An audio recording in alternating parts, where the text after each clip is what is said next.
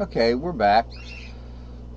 So I've made a new pattern, which is really, it's just a different grouping of the same pattern stack. So as I guess I'm repeating myself here, but so here's your basic pattern stack for finger barred patterns. Okay, you can start anywhere, but really you start on 6 here. So it's in the key of C, it'd be 6 7 root 2 3 4 5 6 over to 5 6 over 7 root 2.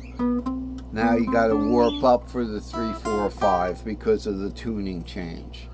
Okay, we've done that. We've done a lot of warp ups and everything. So as you know, that just means taking the pattern over. But this is the general pattern. Now, what I'm saying is, you want to remember that G is 6 7 root in any key. D is 2 3 4 in any key. A is 5 6 in any key. So because it's in any key, you can go ahead and just familiarize yourself with these scale fragments. Now in Caged, if you're starting, let's say, on 6 7 root, okay, it would be like starting on an A note in key of C. So it would be 6 7 root in Caged, right?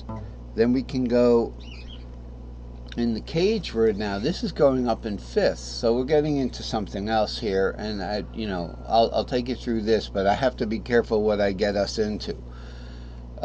G in the word caged, okay, in the word caged here, starting on the G there, you see how G goes to D there, but there's an E in between in the word caged. So it would be like a G shape, sharing the 7 root with the E shape, then going to the D shape, okay, then sharing the 3 4 with the C shape, okay, and then the 5 shares with the C and the A, alright, and then the 6 shares with the A and the G shape again. Okay, there's our G shape again from the A shape, 6 shares with the A. You see how that works? But the important thing to remember, and I can't stress this enough because this is the crux, one of the wonderful things about today's lesson, and is that it's so easy with this shape. You can play it anywhere. I prefer to play it right here.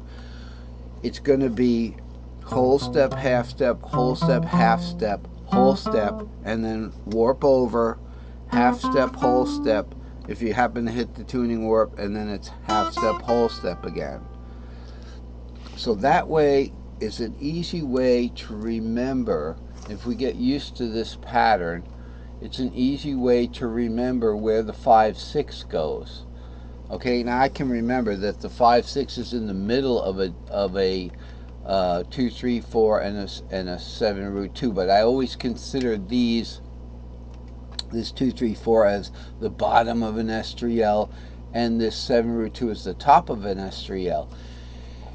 If you don't worry so much about calling it a pattern, a stack of 2 long, a stack of 3 long, a stack of 5 long, these are just string. This is just groups of strings now. You see how easy it is now? Look at the S4L. It's just a group of 4 strings out of the same pattern. Okay, so let's look at this, because I think we need some direction here. The S5L string pattern stack is just 2 S5Ls on top of one another, okay? So it's from 6 to 3 here. We can square it out. 2 S5Ls on top of one another, just like that, okay? Sorry about that, because I don't want to get away from the middle part here, which we have the S4L is actually part of this pattern, Are we worried about that now? No, not particularly. But this gives us the entire pattern. You can see how now these S2Ls, S3Ls, S4Ls, S5Ls, they're all just groups of strings from the same pattern. So the S5L, we'll do this one more time. The S5L is here. Okay, the S4L is here. The S3L is here. There's one of them. There's two of them. And then the S2L. Where is our S2L? Our traditional S2L is right here. 3, 4, 5, 6, 7 root. So you can see how these patterns are just takes from a virtual 10-string keyboard. The reason why, once again, the reason why this is a really good pattern to learn is because it has alias C and E on top and alias G and D on the bottom. So you got to pay attention to, and look at how this is straight up in the middle here. So you know you're going to have the 5, 6 in the middle. It's like a 5, 6 sandwich. So that'll help you with string fitting. In other words, what is string fitting? String fitting is that this 5, 6 goes here. Okay, it doesn't go here. It doesn't go there.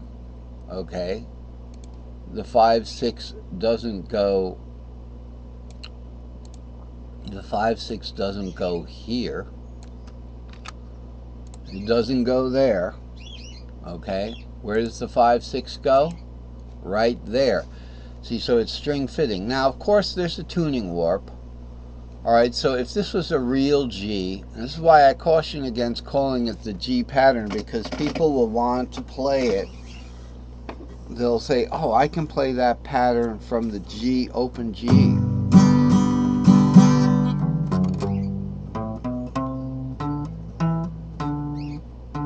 But guess what? You've got to go 5, 6, 7 there, a long pattern. 5, 6, 7 to get that 7, and then you have root 2. Now that's one of our topics from last time, is splitting a string shape, but that's a little complicated right now. Okay, and then 7, root 2, 3, 4, 5. So 3, 4, 5 C shape, 7 root 2 is E shape. And remember, this root here is actually like these numbers are in C. So with the G shape, we're not here's the root. The root becomes the G there, and that root should have been that G. Oh, that was my bad. Oh, my bad. That root was G. That root was G there, because we had warped this over, and this is where you get in trouble. Okay, so we can't get that 7. This is why I caution against calling this a G pattern, because, like I say, I'm just having to do this again. We can't get that 7, because what happens? If we wanted to look at this, that's why I caution beginners to calling this pattern a G pattern. Okay, if we look at this and we make this into a 6 string right here. Okay, so first we're going to make it into a 6 string. I can shape it before I even put it in there. So there's our 6 string, and then we're going to bring these two guys over for the warp, for the tuning warp, right? Like this. And now look, we have Lone Wolf 7 over here that we can't play that. We can't play Lone Wolf 7 now.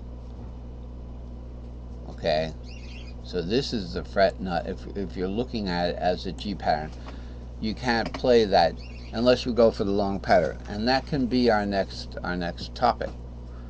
So that's the name of that tune. Okay, so now let's look at that G situation here.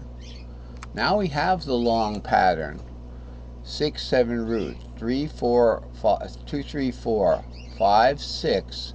Now we're going to take it into the long pattern there, 5, 6, 7, root 2, 3, 4, 5, 6. Where did the long pattern come from?